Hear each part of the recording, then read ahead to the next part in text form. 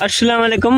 वालेकुम सलाम। आदा जबारी छा हाल है न? तुंहिंजा ई ख्याल न यो दे हवाल तुंहिंजा वण छा था चवन? वण चवंदा त उॾाई वठी वई आहे। अड़े भेण फुहारो कयो।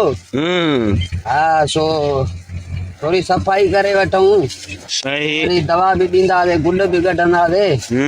हा भला असांजा वण छा था चवन? तुंहिंजा चवंदा त हाणे जोड़ायूं असां। ईअं हा हा दे हवाल ईद कई ईद सुकून सां कईसीं। हा हा भला कुछ गोश्त के बरो ॾिनो? गोश्त यार रखा असांखे। अड़े कचो ई न आहे असां। वो बकरी धकरी जो भी रखा? हा वॾो गोश्त रखा आहे। हिकिड़ी बोटी खाधम गाढ़ो थी वियुमि सॼो सारो। वो हथ कढिया मां मां सिर तो विञाए भेण खे चवां। हाँ शाबाद इहो त भली ॻाल्हि कयो। भाला नाल चङो त हाणे रुख रवाज छा आहे? हाणे ओके यार रुख रवाज जीअं हूंदो त थींदो। अली वारा सा रब करीम हलाइण वारो रब आहे।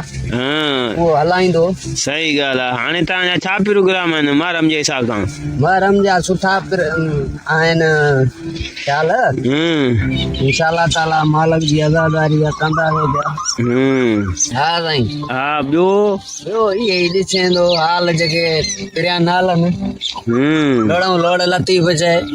वाह वाह को शाइर हुजेव त ॿुधायो। साईं शाइर जा शौक़ीन आहियूं पर ईंदा न आहिनि।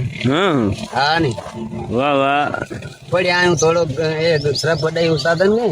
हा थोरो अचे ई कुझु कोन थो। वाह वाह वाह वाह असां बि आयासीं चकर ते। भलो थियो भला पंहिंजी ज़मीन आहे पंहिंजी प्रॉपर्टी आहे घुमण फिरण अचे थो भलो आहे नी। हा वरी चयूं मां भला तव्हांजो थोरो इंटू कयूं। बेशक बेशक तव्हां अॼु बि भली खाटी खई आहे मां ॾिठी।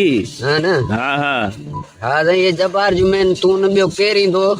सही ॻाल्हि आहे। हाणे मुंहिंजा वण छा था चवनि त मां बसि जोड़ायूं नी। भला तुंहिंजा हमरा अॼुकल्ह ॾाढा गुम नज़र था अचनि। असांजे पेट भरियल आहे अन्न अञा जाम पियो आहे। वरी अन्न लहंदो आहे वरी उथंदा आहिनि बाक़ी 12 महीने ज़ाहिर थींदा आहिनि। हलो इहो भली ॻाल्हि आहे माना फुटियूं लहंदियूं त वरी निकिरी ईंदा नी। हाली फ़िलहाल मुल्क में ईअं सम्झ आज़ादी अथनि नी। आज़ादी लॻी पई आहे त अदा असां बि हलूं पिया। असांखे लॻो आहे 2 नंबर। ठीकु आहे अला ख़ैर कंदो बाबा गॾिया पिया आहियूं वरी सुभाणे हिते मिलंदासीं। हलो ठीकु आहे। इहे तव्हांजा लख थोरा एहसान।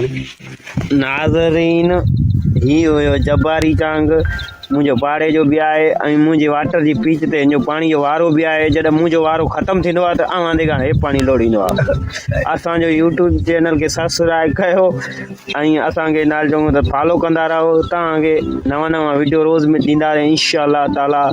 बाक़ी तव्हांखे ख़बर आहे इहो जंग जा माण्हू आहियूं ईअं ई हलंदो पियो असांजो चरखो। ॿियो को असांजे चैनल में को रवीना टंडन कान ईंदी या वरी उहो रश्मा मंदाना अलाए कहिड़ी चइबी आहे उहा कान ईंदी। असांजो इहो सादो सूदो पेज आहे इन खे सब्सक्राइब कयो। इहे जंग जर जा वीडियो ऐं इहे ईंदा रहंदा उहे पंहिंजा ई आहिनि सभु। महिरबानी।